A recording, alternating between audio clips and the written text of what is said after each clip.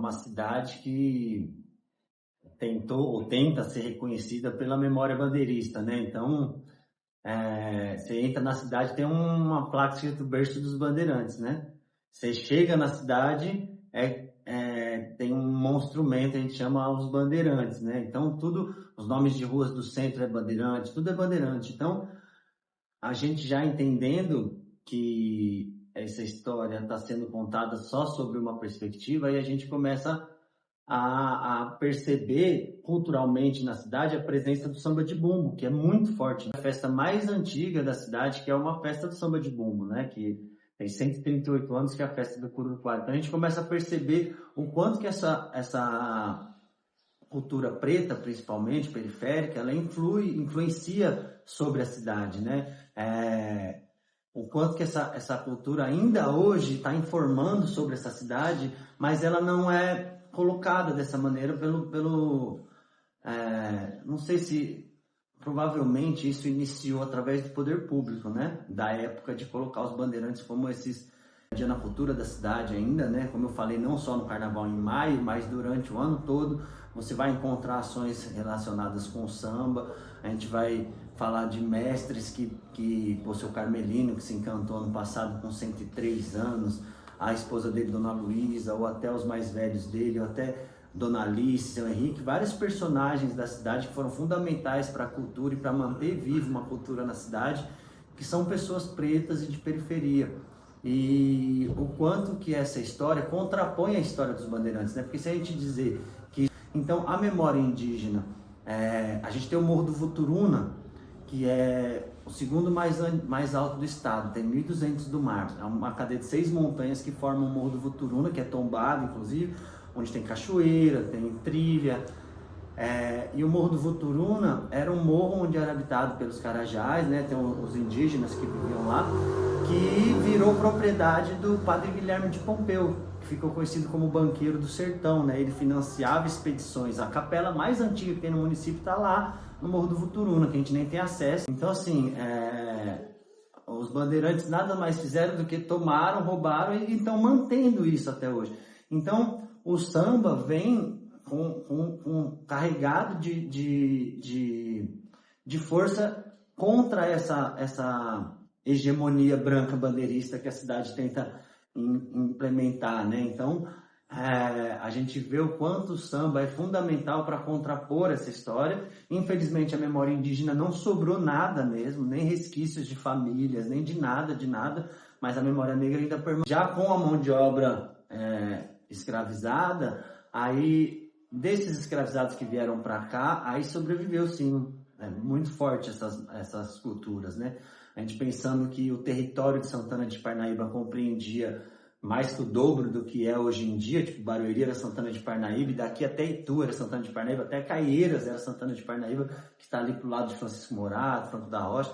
Então, tudo era Santana de Parnaíba. Então a gente sabe que havia uma concentração muito grande de negros escravizados por essa região. Não só aqui, né, mas por todo em 4 anos só, que é a Casa do Samba Parnaibano, que a ideia é justamente, através da Casa do Samba, recontar essa história de Santana de Parnaíba sobre outra perspectiva, né? Que a gente acha que o principal disso é a gente analisar outras narrativas, né? Porque só essa narrativa bandeirista, ela não acolhe, ela não diz sobre, porque ficaram no passado, ninguém nem sabe direito quem que foi, o que aconteceu, e não é uma memória que acolhe as pessoas. A gente que é de bairro de periferia, a gente chega lá no centro, aquilo não acolhe a gente, muito pelo menos, sim. A gente descia lá para a praça, ia lá para a praça do centro, muitas vezes era você chegar na praça, a polícia enquadrar e mandar você embora, sabe? Então, não é um lugar que acolhe. E eu acho que a memória bandeirista está ligada a isso, porque não é um lugar de acolhimento mesmo, é um lugar mais de expulsar do que de acolher. Então, você contrapor essa hegemonia histórica, né, falar do samba nesse espaço, e quanto que o samba influi sobre Santana de Parnaíba ainda, se você chegar no carnaval, só o que tem é o samba de bumbo, sabe? Aí você vai compreender que tem outras nações pretas e de periferia que de fato construíram aquele território e que constroem até hoje, né? A gente pegar o centro histórico, as casas feitas de taipa, de pilão, que a gente insiste em chamar de colonial, será que é uma memória que os bandeirantes trouxeram para aquele tipo de construção, né? construir com barro? Será que de fato eles trouxeram essa ideia da Europa, ou será que aprenderam aqui, né, e de repente colocaram a estética mais favorável a eles, mas não é algo indígena, né? A comida nossa, que é o içá, que é muito tradicional daqui, são comidas indígenas. Enfim, o que ficou e é o que está muito vivo e pulsa muito na cultura dessa cidade. Dificilmente você vai conhecer alguém na cidade que enfim, participe, né, socialmente, culturalmente dos eventos da cidade e não conheça o samba de bumbo, sabe?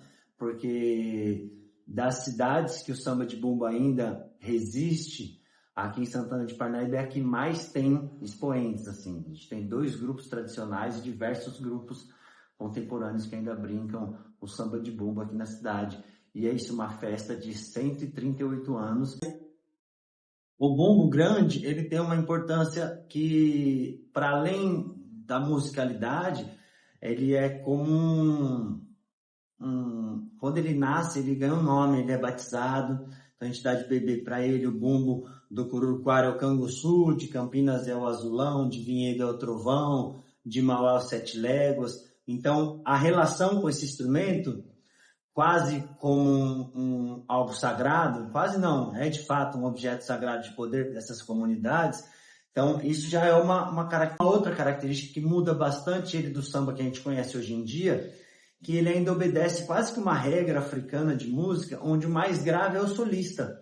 Então, os instrumentos mais agudos, caixinha, surdinho, fazem marcação e o bumbo grave é quem faz o solo. Isso já é diferente do samba que a gente conhece hoje em dia, que segue mais uma linha mais eurocêntrica de música, né, onde o grave vai passar a ser só marcação e os agudos é que vão partir para o solo. Já no samba de bumbo não, assim como no candomblé não, assim como em várias outras manifestações de ponto de demanda, por exemplo, quando eu quero demandar com alguém mesmo, eu vou cantar para essa pessoa tem que cantar de volta para mim, eu vou cantar de volta para ela canta de volta para mim. Os mais velhos falavam que se você não respondesse, você ficava amarrado no samba, passava dias lá pensando, sabe, até conseguir responder e ir embora para casa, porque quando a gente fala ponto, né, ou verso do samba, é porque de fato é como a gente escreveu um ponto riscado no chão, sabe? Isso vira um portal.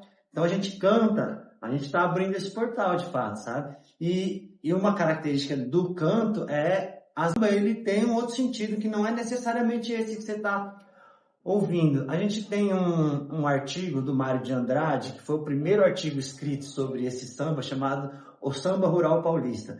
Ele escreveu para a revista do Arquivo Municipal, é uma revista da época que escreviam só uns escritores top, assim.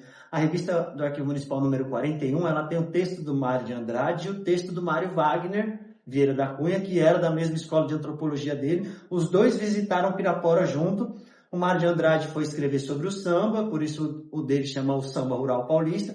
25 herdeiros, e quando ele morreu, um desses herdeiros conseguiu comprar todas as partes da fazenda para ele. Aí ele cantava assim, ó: era 25 corvos para levantar um carneiro, cada qual tirou um pedaço, um levantou o carneiro inteiro. Então assim, era 25 corvos para levantar um carneiro, eram os 25 herdeiros esperando morrer para pegar. Só que cada qual tirou um pedaço, mas um levantou o carneiro inteiro. Então um conseguiu comprar todas as partes dos outros e ficou com a fazenda só para ele, sabe? Tem um outro ponto que ele fala da fofoca, que é bem interessante, que a fofoca às vezes é pequenininha e acaba num monte de caroço de milho, deu 20 arqueiros de fubá, sabe? Então um caroço de milho dá 20 alqueires de fubá, é muita coisa, né? Em pouco tempo, da meia-noite pro dia, da madrugada para cá, ou seja, foi rápido. E isso tem a ver com fofoca, né? E assim, sempre que a gente escutar um samba, a gente vai entender. E o quanto isso era inteligente também, né? Inclusive, isso perdurou no Brasil, até a época da ditadura, ainda tinha Chico, Milton cantando para ver a banda passar, cantando coisa de amor. Isso trazia um lance para a música que era diferente, né? Da gente falar de alguma coisa que a gente aqui está entendendo. É igual a gente falar com um amigo nosso através do olhar. A maioria fazem o sobe e desce, o sambalenço até dança em dupla, mas é mais uma coisa coletiva. Então, eu costumo dizer que o samba de bumbo ele é muito mais participativo do que contemplativo, sabe? Porque tem muitas manifestações da cultura popular que há uma coreografia individual que às vezes é mais para você assistir, que você não vai chegar lá e entrar, né? Tipo, sei lá, tá rolando um Moçambique, uma congada, a galera tudo de terninho, dançando, você não sabe dançar, você não vai. O samba não, o samba você só vai, sabe? Porque individualmente não faz mal se você tá mancando, se você tá pulando, o lance é o coletivo, né? O sobe e desce do coletivo, você estando ali no meio.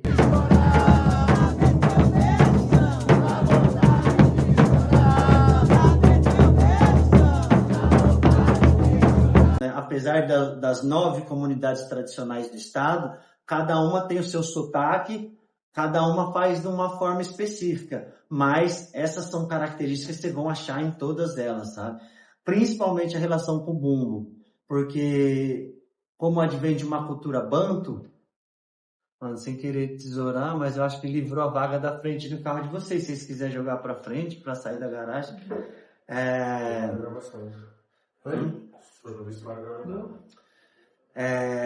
Como a realidade está sempre ligada a uma mulher, né, nossa mãe, e o lance de estar um umbigo, né, o bumbo, ele fica na altura do umbigo porque ele seria praticamente a extensão da nossa ancestralidade.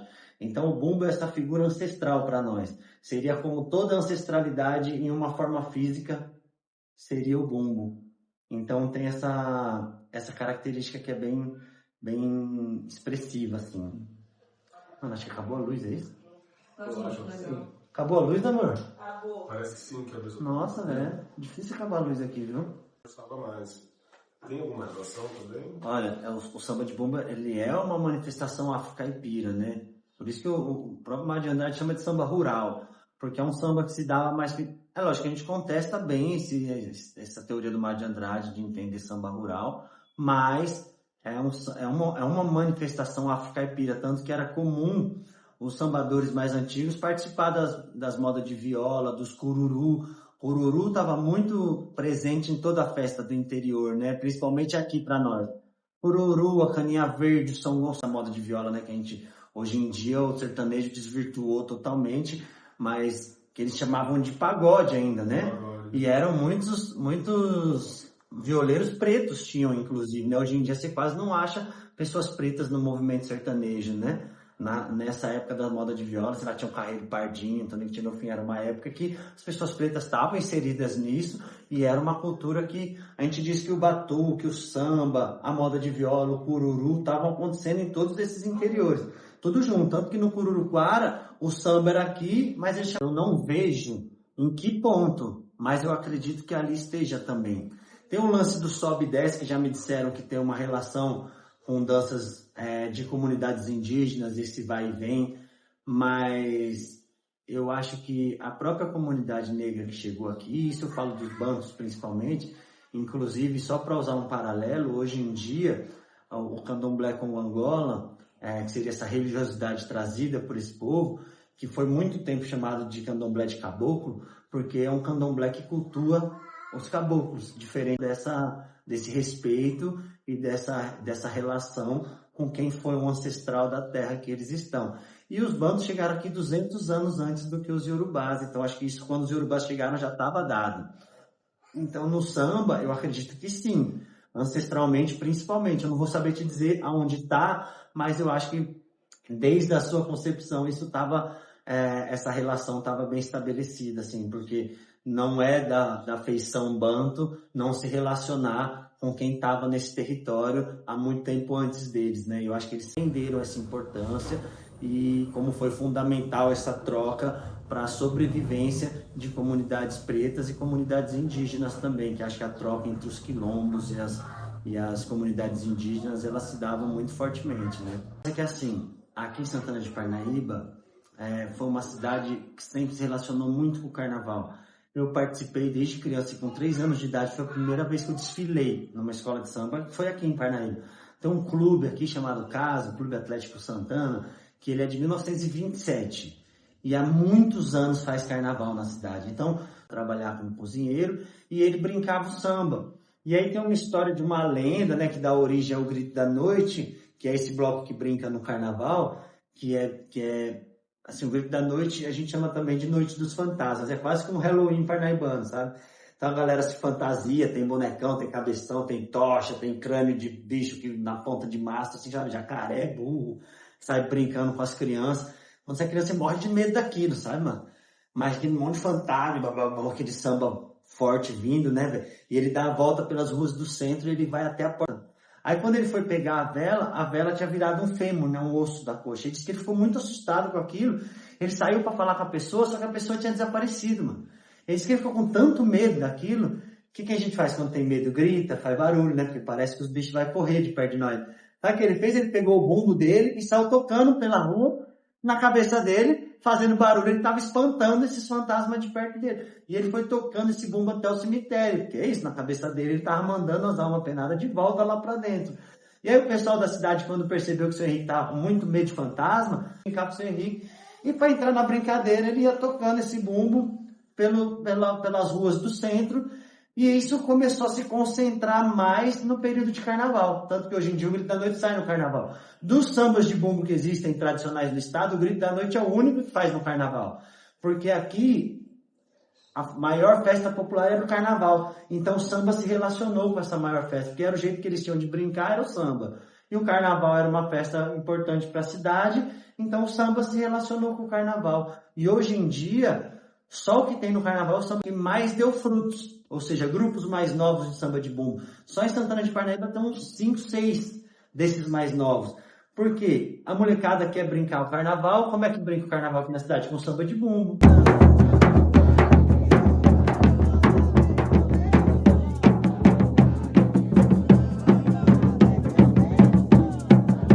Então a molecada tentava chegar no Grito da Noite, os velhos falavam, não, criança não pode, para. Aí a molecada resolvia fundar o seu próprio.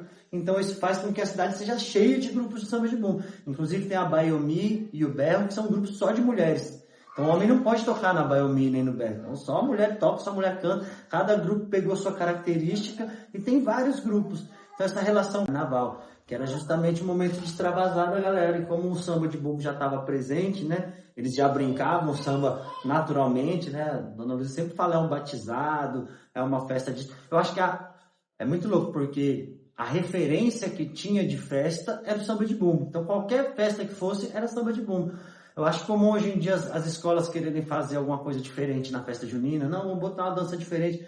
Eu não posso samba, não, mas não tem nada a ver, né? O samba... Claro que tem. Em Vinhedo, por exemplo, é uma comunidade que comemora o São Pedro. O samba de bumbo lá, tradicionalmente, depois que vem influências de outras festas, né? Você vê a quadrilha da festa junina chegando, que já é uma outra referência de uma cultura que vem do Nordeste. Sei lá, qualquer outra festa que você pega que aconteça outra coisa, antes era o samba. Era um aniversário, era o samba, era um batizado, era o samba, era a festa junina, era o samba, era a virada de ano, era o samba, era o Natal, era o samba. Tudo que era festa era o samba. E o carnaval era uma festa muito importante para o dia a dia de Santana de Parnaíba, né? Uma cidade muito pacata, né? Meio afastada, que aí chegava no carnaval e aí a brincadeira que eles tinham para fazer era o samba. E acabou que o samba virou o carnaval da cidade, o samba de bumbo virou o carnaval da cidade. Hoje em dia o carnaval da cidade é o samba de bumbo.